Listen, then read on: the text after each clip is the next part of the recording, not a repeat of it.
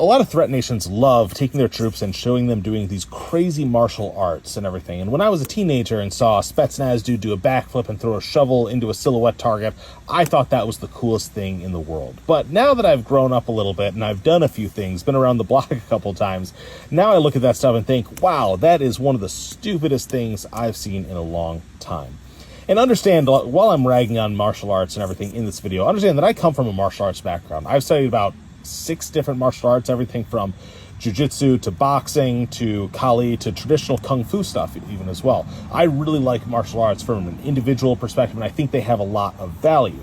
Specifically, fitness, camaraderie, and martial spirit within kind of the military context. You know, getting guys together and doing combatives in the morning is an awesome fitness activity. It's great to kind of remind people that we are here to fight. Like, I think the Marine Corps does this really well with bugle sticks. Every time I worked with the Marines, it seemed like they were circling up during every bit of downtime to just go and get into a slugfest and just fight each other, which is awesome. That is really, really cool stuff. And if you are a cop, you're in law enforcement or doing detainee operations, it definitely is in your best interest to have a degree of competency with jiu-jitsu or boxing, stuff like that, so that you are able to do your actual job.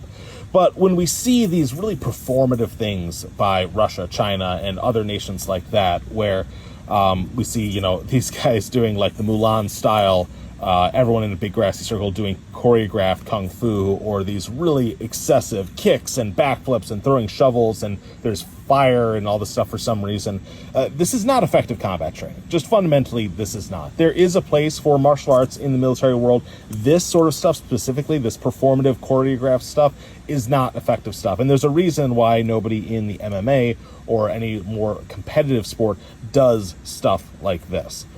And when we do this and we say, you know, we're going to teach troops how to do this stuff, there's a significant opportunity cost for training.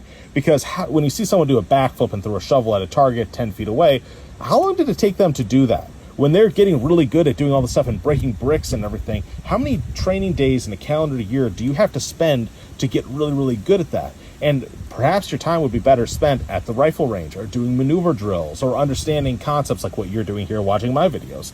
And when we see this, that very much is a cover for budget shortfalls, because exactly what I just said, the ammunition is expensive. Fuel to do maneuver drills is expensive. And it's a hell of a lot cheaper to just put people on a grassy field or on a concrete pad and have them do these essentially dances. Like, they are not very truly martial arts because they're not very good at actually fighting people.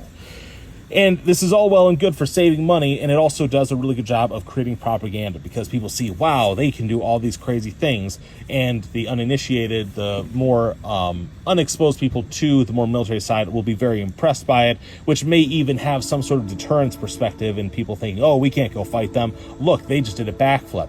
And that's not a very realistic thing. This stuff is interesting. I think it's valuable for individuals to study. I think you can get a lot out of it, but this is not realistic combat training, and this is not something to be intimidated by. So next time you see a video of these guys doing something really flashy and cool, make sure you just have a good chuckle about it and go back to training real stuff.